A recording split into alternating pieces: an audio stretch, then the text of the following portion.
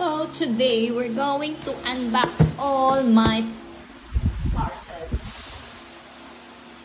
Tcharan! Naipon lahat ng parcel ko. Kati-tiktok mo yan, girl. Open natin sila isa-isa. Wala lang. Gusto ko lang mag-unbox. Unboxing ng mga parcel. Tcharan! So, meron ako, ilan ko? 1, 2, 3, 4, 5, 6. 6 na parcel. Ito yung una natin i-unbox. Itong earphone holder. Kaya lang masyadong makapal at malaki yung earphone ko.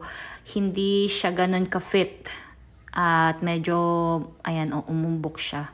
Baka masira yung earphone. Pero pwede natin ipilit. Next natin, ito yung ating singlet for our run sa April 6. Bionic run. May singlet, may drawstring, RFID na bib at cup.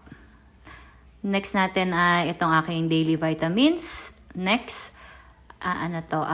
ito yung lalagyan na ng mga anik-anik. Kahit ano pwede mo dyan nilagay. Whatever you like. Ito naman, ito yung digital clock. Maganda to. Budol finds to sa TikTok. Kaya lang every time natatanggalin mo siya, kailangan iset mo ulit yung oras. Ayan. Nahirapan pa ako kung saan ko ilalagay yung charger. So, ayan, okay na siya. Siniset natin yung oras dyan. Ayan. Automatic naman na yun dito sa gilid.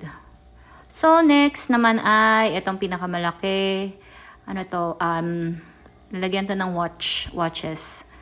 Kaya lang, may scratch siya. So, pero pwede na. It's 200 pesos lang naman. Yun lang. Bye-bye.